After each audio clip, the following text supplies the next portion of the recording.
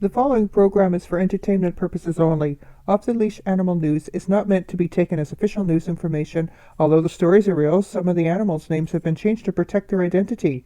If you are offended by any of the content, please discontinue watching and consult with your grandparents immediately. Some content may not be suitable for all viewers.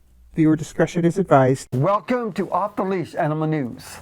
My name is Jason Kenzie.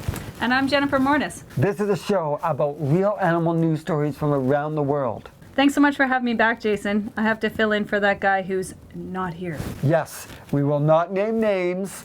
I don't want to tell you who we think that is. I would never name Isaac directly on the camera and put him in a spot like that for not being here. I would never do that. I still love you, Isaac. On this episode, we're going to be talking about a monkey pig. That's right, monkey pig. We'll talk about a cat who's swimming. Also going to be talking about I forget. And a really, really self-conscious seagull.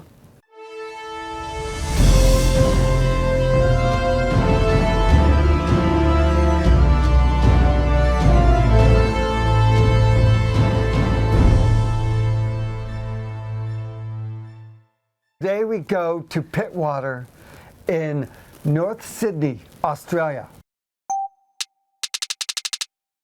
In keeping with today's modern times of equality, where nobody is judged by their gender or sexual orientation, animals are now taking part in this movement. A cat has entered in an Australian dog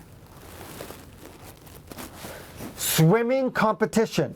This is quite rare, and everybody, they're just freaking out because they can't believe that someone has the audacity to put a cat in a dog competition. We will not be deterred. Gus will be doing this race, I promise you. He's fine. I'm totally confident in Gus's ability to do it. Maybe this cat just doesn't identify as a cat. It is a cat in a dog's body. We don't judge. That could be a possibility. What they haven't told you is the cat has actually related to being a snake and has damn well disqualified himself. One thing we know for sure, that's one crazy wet Well, we do know that Gus has been disqualified because he has been caught hanging onto the tail of one of the dogs. It's true. Actually, there's quite a controversy about it. There is quite an uproar from the canine community about the cheating of this feline in this industry where it does not belong. Which is okay because it is Australian. Australians are much more forgiving. And cheaters, too. The race didn't go on because Australia is under planet Earth. All the water has drained out of the ocean, leaving all the fish to be flopping around. Which, by the way, flows the opposite direction. So it says here that Gus, and that is the cat's name, he gets along with all the dogs and has no problems. But one of the biggest things that everyone's upset about is they're afraid that he might be killed by the other dogs. The good thing about this competition is if you have a small little dog, which is including a cat, the owner is allowed to swim next to the small dogs. Needless to say, there was at least one crazy cat lady in the water this day. By the way, was a man that was dressed as a female. Well, if the cat identifies as a dog, the man can identify as whatever he feels like. Equality, Jason. Equality. So next in the news, so we go all the way to China,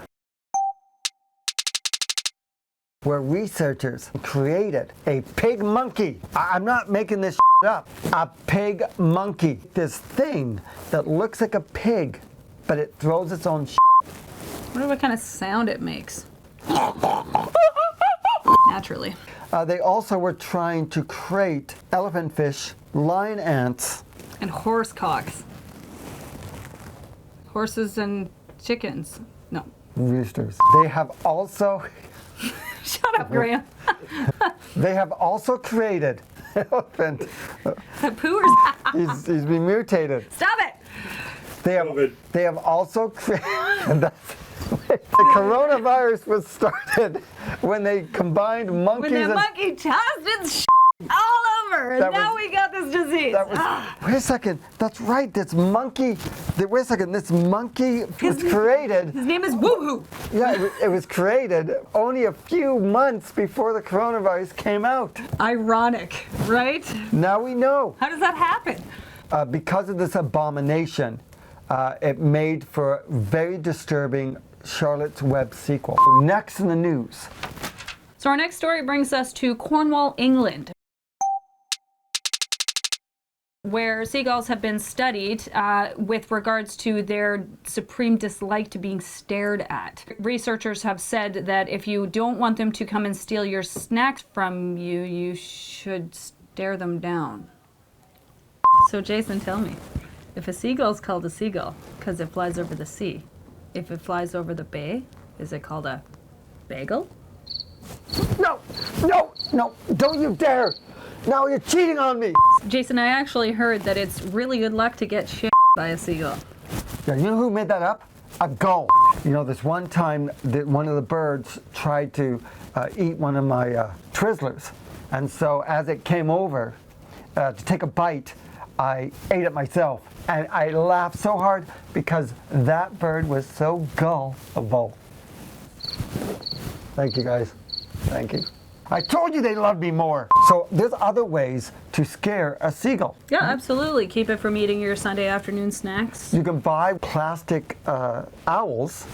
You can also use, what else can we use to scare? My mother-in-law. That's kind of me, for sure. Thank you so much for joining us on another OTL Animal News. Please, if you like what we had to say and you thought it was funny, you want more of this, please subscribe. Subscribe! Hit that bell down below. You can also leave messages. You can tell us what you think we should talk about next. We'll see you next time. Until then, I want you to remember to always support your local animal rescues. See ya.